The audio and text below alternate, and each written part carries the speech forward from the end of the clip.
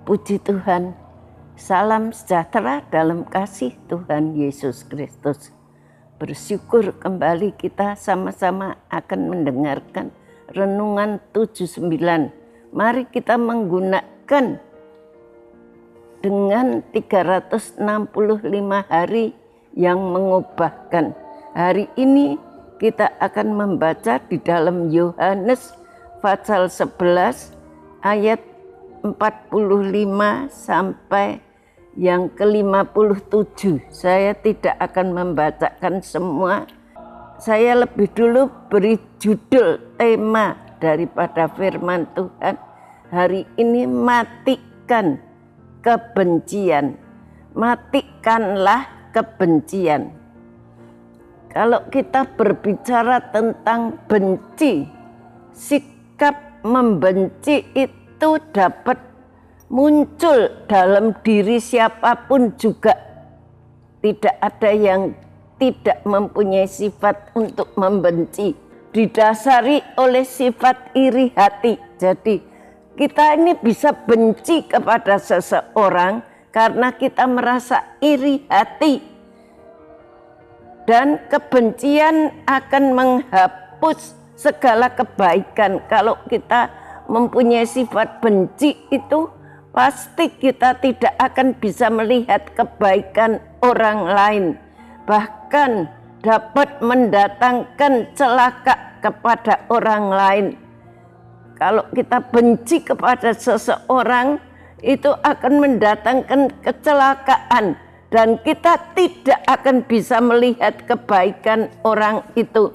Kebencian imam-imam kepala dan orang-orang Farisi itu begitu memuncak kepada Yesus dengan banyaknya mujizat yang Yesus lakukan dan pengajarannya yang menarik.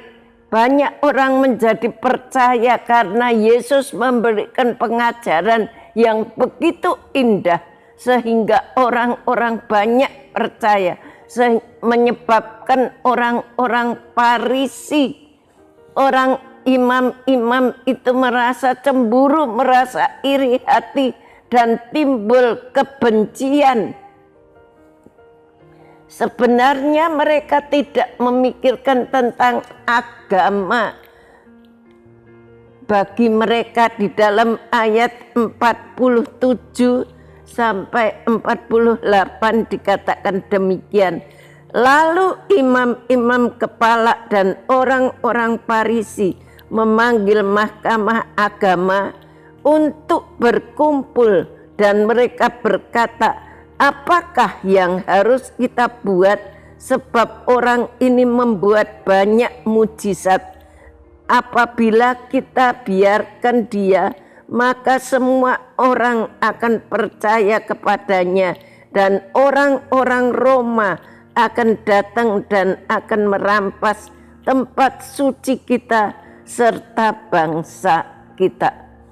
Ini kecemburuan imam-imam kepala dan orang-orang Farisi kepada Yesus karena pengajaran Yesus begitu menarik banyak orang untuk datang kepadanya dan banyak mujizat yang Yesus lakukan pada waktu itu sehingga orang-orang Farisi dan para imam-imam itu cemburu. Sebenarnya mereka tidak memikirkan tentang agama ataupun tentang bangsa Yahudi, namun tentang diri mereka sendiri, bukan tentang orang lain. Tepatnya tentang status dan jabatan mereka. Kebencian mereka mencapai puncaknya dalam kata sepakat untuk menangkap dan membunuh Yesus. Di dalam ayat 53 dan 57 demikian bunyi firman Tuhan. Mulai dari hari itu mereka sepakat untuk membunuh dia.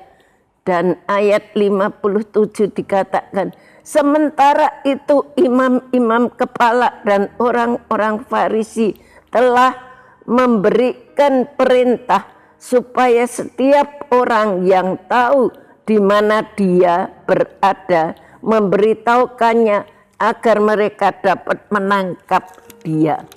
Kita melihat ini kecemburuan dari kecemburuan mereka karena pengajaran Yesus, maka timbul kebencian dan mereka bersepakat untuk membunuh Yesus.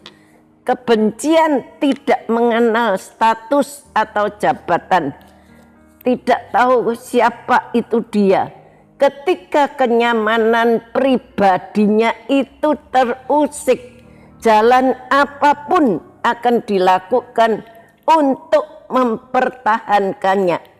Kalau kita mungkin kenyamanan kita diusik oleh orang lain, seringkali timbul satu kebencian, timbul satu iri hati, dan yang menyebabkan kita menjadi benci di tengah-tengah kesungguhan umat untuk menyucikan diri dalam persiapan Paskah.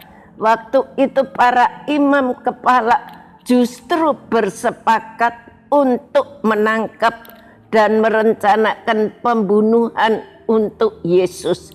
Hal itu jelas menunjukkan bahwa pelayanan dan ibadah yang mereka lakukan hanyalah formalitas, hanyalah yang dilihat saja, tidak dari dalam hati yang sungguh.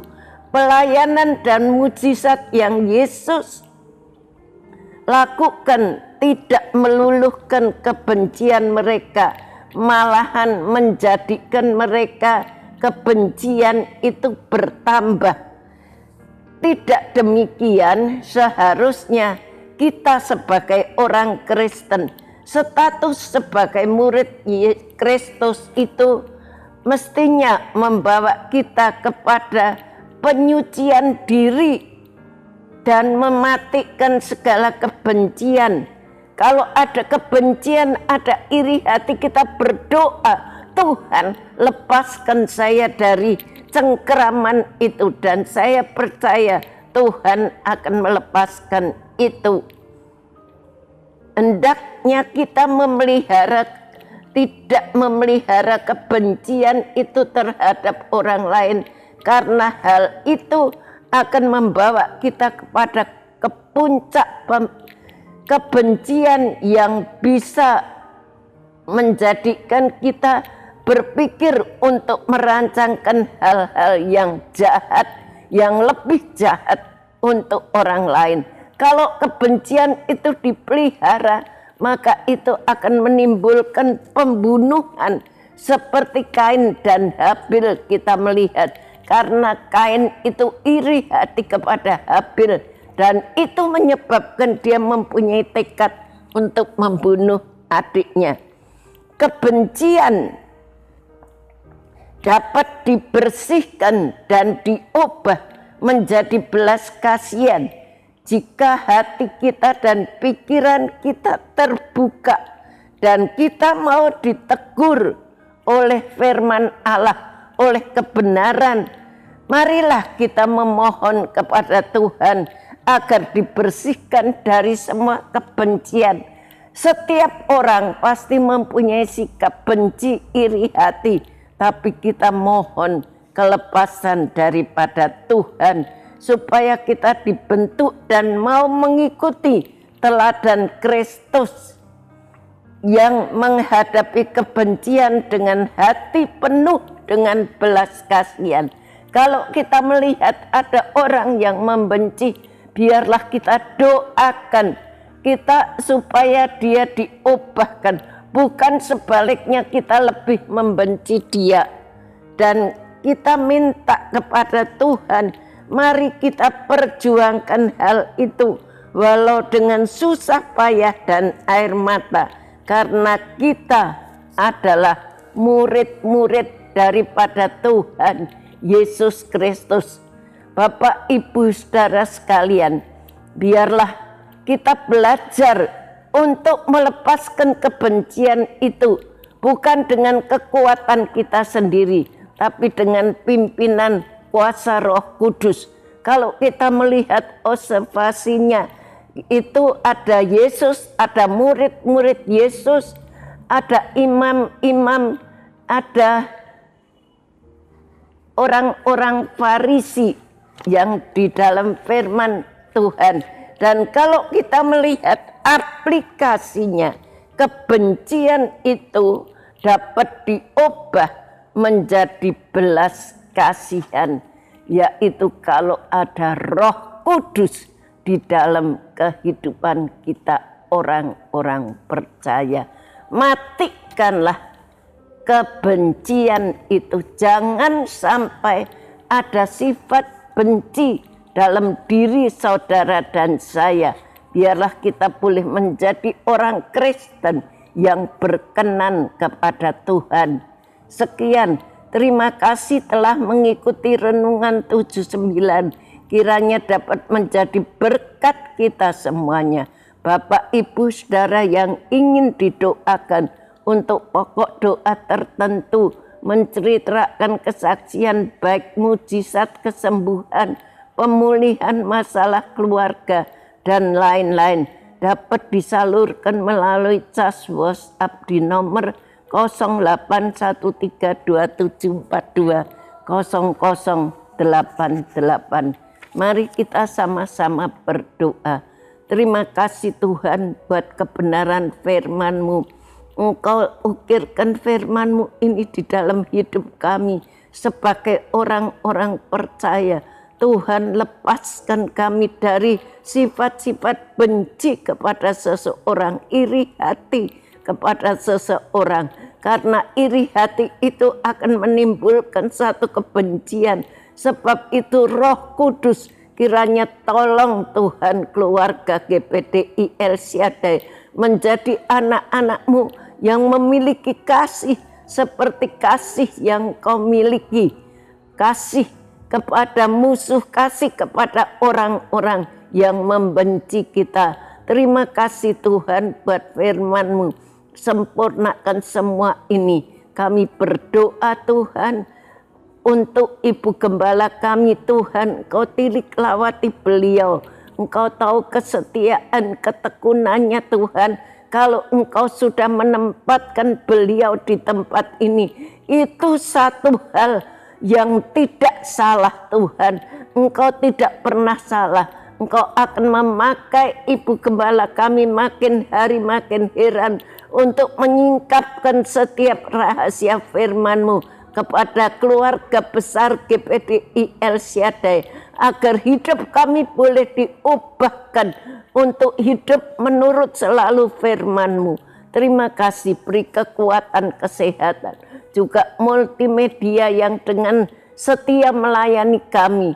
Tuhan, Engkau tilik lawati, balas mereka dengan limpah-limpah, tambah-tambahi hikmat, kekuatan, panjang sabar, dan roh kasih. Beri kesehatan kepada mereka. Terima kasih Engkau sudah dengar doa kami. Terima kasih ya Tuhan. Terima kasih karena keluarga GPDI El Shaddai dibenarkan karena iman. Dan keluarga GPDI El Shaddai hidup dalam damai sejahtera dengan Allah oleh karena Tuhan Yesus Kristus. Terima kasih Tuhan. Haleluya. Amin.